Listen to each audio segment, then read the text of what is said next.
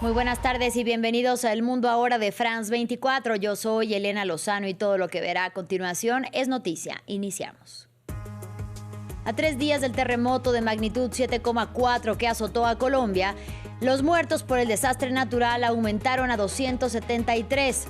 Pese a que ya se cumplió la ventana de 72 horas para encontrar sobrevivientes, los servicios de emergencia continúan con las labores de rescate. Tenemos reporte. Por cuarto día consecutivo y pese a un operativo militar, los colonos israelíes continúan el asedio en aldeas de Cisjordania ocupada. El ejército de Israel destruyó el puesto que los colonos habían establecido en Qusra, pero no ha logrado expulsar del territorio a los atacantes. Tensión entre los gobiernos de Rusia y de Japón. La primera ministra Sanae Takaichi convocó al embajador ruso en territorio nipón y tachó de absolutamente inaceptable la visita de Vladimir Putin a la isla de Iturup, administrada por Moscú y reclamada por Tokio.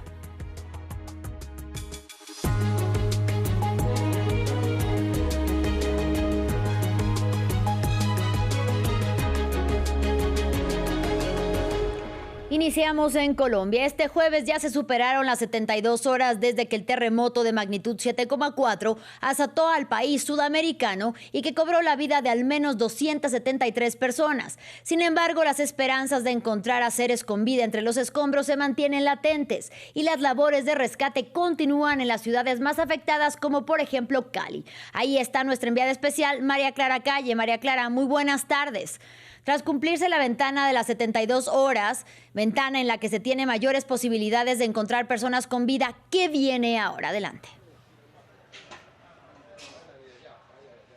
Pues antes de qué viene ahora, hay que recalcar que en Cali y en Pereira siguen buscando sobrevivientes de los terremotos, mientras que en Manizales y en todo el departamento del Chocó ya pararon estas búsquedas. Ahora, lo que esperan los cientos, los miles de damnificados es una respuesta de qué va a pasar con sus viviendas, no solo las que se destruyeron por completo, sino las que tienen daños tan estructurales que hace imposible que estas personas puedan habitar allí. De momento, el gobierno de Abelardo de la Espriella anunció la creación de un fondo para recolectar dinero internacional dedicado a esta reconstrucción y también declaró una emergencia económica para ello. Sin embargo, lo que hemos visto aquí recorriendo los sitios afectados en Cali es que las personas nos dicen cómo garantizar que ese dinero realmente llegue a quienes más lo necesitan y cómo podrán recuperar sus viviendas. Es la gran pregunta que viene a continuación.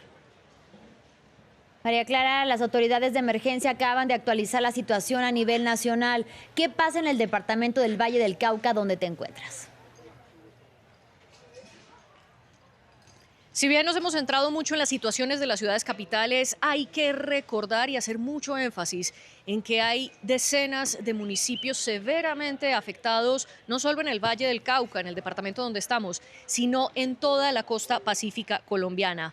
Ahora bien, la situación puntual del Valle también es muy dramática. En el puerto de Buenaventura, el principal puerto marítimo que tiene Colombia, los hospitales tienen ya una capacidad del 100%. La maquinaria pesada para remover los escombros solo llegó hasta el pasado miércoles, ya que las carreteras estaban bloqueadas por los destrozos del terremoto y apenas a Buenaventura han llegado 7 aviones de suministros. Esto ocurrió recientemente.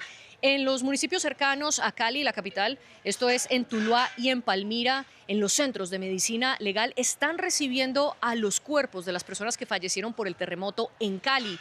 Más de 100 cadáveres se tuvieron que trasladar hasta allí porque el centro de medicina legal de Cali tuvo que ser cerrado debido a que el terremoto lo dejó con daños estructurales que lo hacen imposible para trabajar. Otros municipios del Valle, por ejemplo, Argelia, tiene una destrucción del 70% de sus infraestructuras. Incluso la alcaldía de este municipio tiene que ser destruida y la iglesia quedó severamente dañada. En Roldanillo, casi todos los colegios están destruidos. La alcaldía también quedó severamente dañada y el hospital está destruido en un 70%, mientras que el de Argelia se desapareció por completo, perdón, el del Águila se desapareció por completo y todo esto hace imposible atender a las personas heridas que están allí.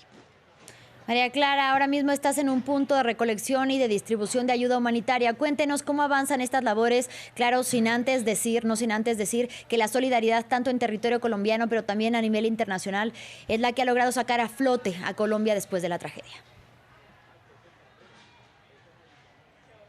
La solidaridad, especialmente en Cali, ha sido masiva. No hay manera de ponerlo en otras palabras. Hasta este centro, que originalmente iba a ser el lugar donde se iba a celebrar el festival cultural afrodescendiente más grande de toda América Latina. Les estoy hablando del Petronio Álvarez, que se iba a realizar entre el 12 y el 17 de agosto. Este evento fue suspendido precisamente por el terremoto y ahora es el centro de recolección de ayudas. Y decía que la ayuda de los caleños ha sido impresionante porque más de 5.000 personas se ofrecieron como voluntarias únicamente ayer. Miles siguen llegando y aquí hay toneladas de ayuda, tanto de países como El Salvador y Perú, y también de ayudas desde Cali y Colombia. Ahora, la pregunta es, ¿qué sigue de aquí en adelante? Esto fue lo que nos contestó el secretario de Cultura de Cali y encargado de este punto de acopio. Así que estamos buscando los mecanismos, uno, de atención en los puntos de colapso, pero ahora viene la fase de plantear la atención inmediata a la crisis frente a condiciones de salubridad, alimentación, incluso de medicamentos para algunas personas, y lo que viene ahora sería esa tercera fase que habría que ir pensando con la orientación del alcalde de cómo vamos a trabajar en la reconstrucción de la ciudad. María Clara Calle, gracias por tu reporte desde Cali.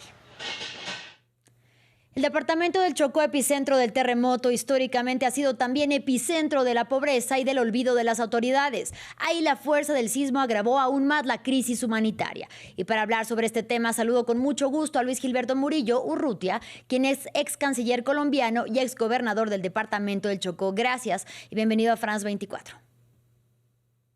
Gracias a usted, Elena, por la oportunidad y en un momento tan difícil para el país y sobre todo para el departamento del Chocó, todo el Pacífico y el eje cafetero.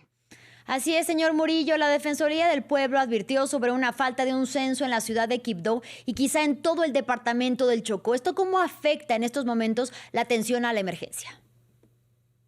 Bueno, hay que tener en cuenta que este evento telúrico tan lamentable, esta tragedia, afecta a un departamento que ha vivido en condiciones de pobreza. Entonces, encima de esto, ya teníamos otras problemáticas que definen el hecho de que Colombia, aquí se ve esa otra Colombia que ha estado aislada, que ha estado en la profundidad. Y es un departamento con población muy dispersa y con una geografía muy difícil porque le falta conexión de transporte, las comunicaciones no son como en el resto del país, y con una debilidad institucional que requiere que todo el gobierno nacional se volque hacia el Chocó para que ayude primero a hacer el censo y las evaluaciones. Y allí se necesita mucho conocimiento experto para saber realmente la magnitud de la tragedia.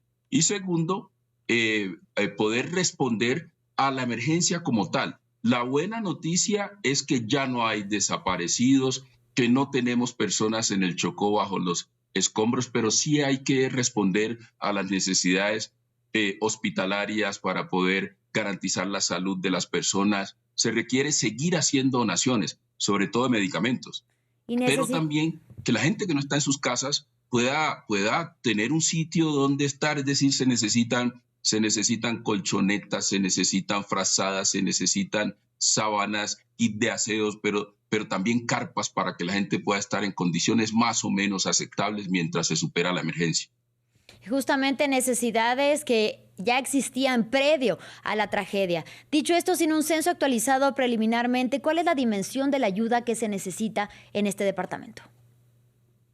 Lo primero, que ya las comunidades y algunos municipios tienen diagnóstico de los impactos que se han tenido en el resto del departamento del Chocó. Hay mucha atención en Quibdó y eso es importante, pero se requiere avanzar a tener esa información de los otros municipios y eso tiene unas particularidades que son propias del Chocó y del Pacífico, sobre todo de poblaciones como las que encontramos allí en Buenaventura. Y allí el apoyo del gobierno es clave porque usted tiene que movilizarse por ríos, por carreteras destapadas, el apoyo aéreo es fundamental y la coordinación específica. Ese censo se puede realizar rápidamente, pero sí se proveen las condiciones para la movilización en un ambiente selvático, en un ambiente de mucha desconexión, el cual caracteriza el Chocó por la dispersión de la población. Hablemos, por favor, ustedes del Chocó. ¿Qué fue lo que sintió al momento de enterarse que esta zona había sido el epicentro? ¿Cómo encontró a su familia y también los lugares que usted solía frecuentar?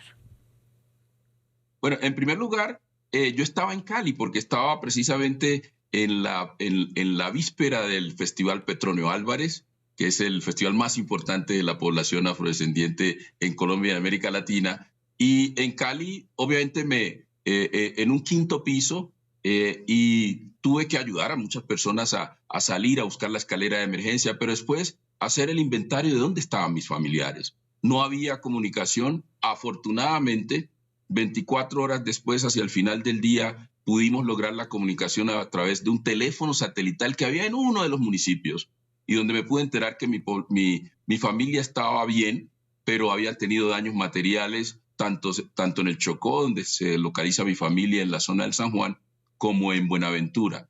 Y desde ese momento me ofrecí como voluntario en Cali, fui a la zona de Nuevo Tequendama y allí pude colaborar, hacer donaciones, acompañar a la gente. Después pude salir de Cali y voy rumbo al Chocó y estoy haciendo coordinaciones internacionales de muchos amigos en el exterior, muchos amigos a nivel nacional, para que hagan donaciones y puedan garantizar que tenemos lo suficiente para responder a las necesidades de la población en el Chocó y Buenaventura, sobre todo, porque allí se necesita más acompañamiento dada la debilidad institucional de estas zonas y el nivel de vulnerabilidad y pobreza de la población. Ahora hablamos del Chocó como un departamento históricamente abandonado. Usted fue gobernador ahí. ¿Qué ha mantenido en el olvido este territorio del Pacífico colombiano y cómo la violencia agrava la respuesta humanitaria después de una tragedia? Bueno, hay varias Colombias, es decir, hay una Colombia que vive en el siglo XXI, otra que vive en el siglo XX, otra en el siglo XIX, es decir, la desigualdad es muy grande y la situación del Chocó tiene que ver con muchos factores de exclusión por motivos étnicos y raciales, exclusión por motivos regionales, también por las condiciones mismas del departamento del Chocó, y eso requiere, primero, que el gobierno nacional le dé prioridad, y hay que insistir en eso, y que se tenga un arreglo institucional específico para desarrollar al Chocó y al Pacífico para que la gente pueda vivir en condiciones dignas. La gobernadora ha propuesto un banco de materiales que me parece muy oportuno en este momento, pero además de eso hay que proponer que se cree una agencia especial de cooperación para el desarrollo del Pacífico y de zonas como el Chocó y Buenaventura, porque realmente no es inaceptable que estemos viviendo en esas condiciones. Yo fui gobernador, fui ministro de Ambiente y también canciller, y esa ha sido mi insistencia. Y ese era uno de mis planteamientos principales en mi candidatura a la presidencia, porque no es un tema de altruismo simplemente y de generosidad. El país necesita desarrollar esas regiones porque es mucho lo que le pueden contribuir a la economía nacional y a la sociedad colombiana. Y brevemente lo de la violencia. ¿Esto ha impedido que llegue la ayuda pronta y todavía a cuentagotas al Chocó? Claro, porque genera muchas limitaciones. Es decir, las acciones de los grupos al margen de la ley, como el ELN, el Clan del Golfo, han limitado mucho el desarrollo de esa región porque no hay las condiciones de seguridad para implementar algunos proyectos que son supremamente importantes. Y por eso mejorar las condiciones de seguridad en el Chocó es una prioridad.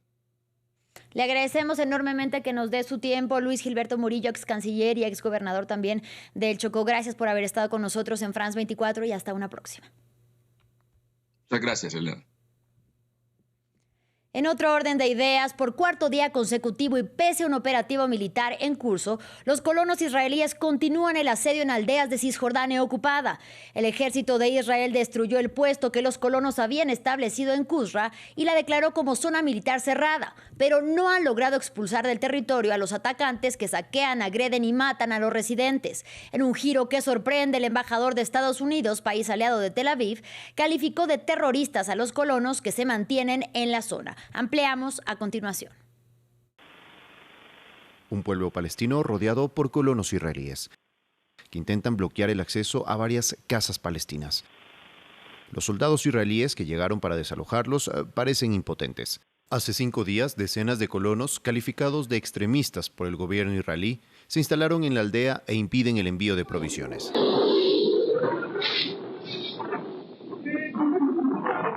Dentro de las casas, los palestinos se encuentran atrapados. Esta familia vive aterrorizada desde el domingo. Los colonos han instalado un puesto de avanzada cerca de la casa a unos 6 metros. Desde entonces sufrimos ataques diarios de su parte, tanto de día como de noche, y acoso. Han intentado en repetidas ocasiones cortar el suministro de agua y electricidad. Lo reparamos y lo vuelven a cortar. Han excavado la calzada, han amontonado piedras y han bloqueado el paso, impidiendo que nadie circule por ahí. Y esto es lo que pudieron constatar los periodistas en el lugar, a quienes el ejército hizo retroceder. Esta es una zona militar cerrada. ¿Por qué están ahí los colonos? Tienen que dar media vuelta, no pueden acercarse a ver. ¿Por qué se les permite quedarse aquí? No puedo decirlo, solo estoy aquí para hacer mi trabajo. Es una zona militar cerrada y no pueden pasar. Un asedio denunciado como un acto de terrorismo por el embajador estadounidense en Israel, quien, sin embargo, es un ferviente defensor de la colonización en Cisjordania, prohibida por el derecho internacional. Este nuevo episodio se da en un contexto de creciente violencia contra los palestinos.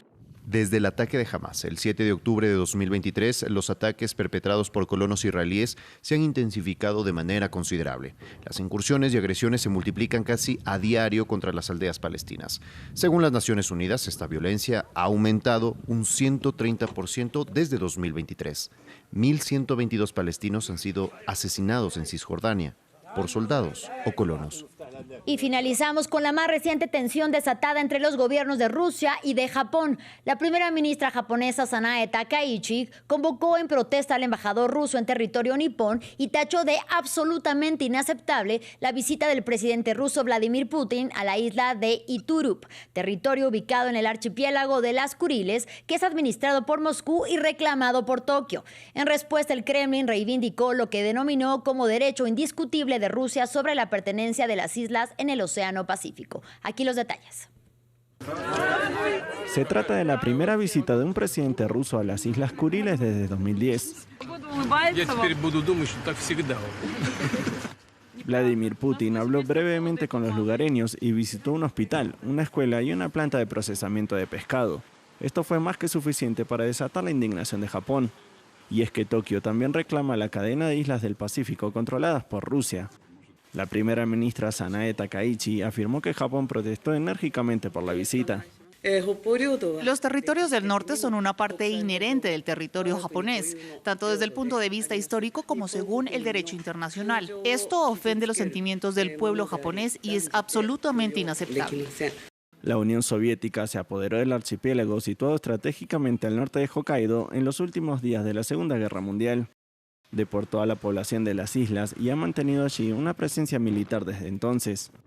Además de contar con ricos caladeros, los Kuriles albergan yacimientos minerales que incluyen oro y plata. Putin viajó a las islas tras visitar la cercana isla rusa de Sajalín, donde la Armada rusa estaba llevando a cabo maniobras. Sí, no hay nada más importante que alcanzar los objetivos en este frente de la operación militar especial.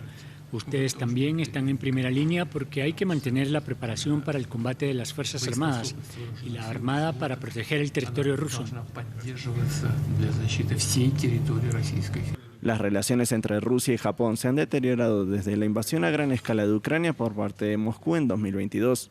Tokio se ha sumado al resto de miembros del G7 para imponer sanciones a Rusia y proporcionar ayuda económica y militar no letal a Kiev. Así llegamos al final de este espacio informativo. Gracias por su compañía y hasta la próxima.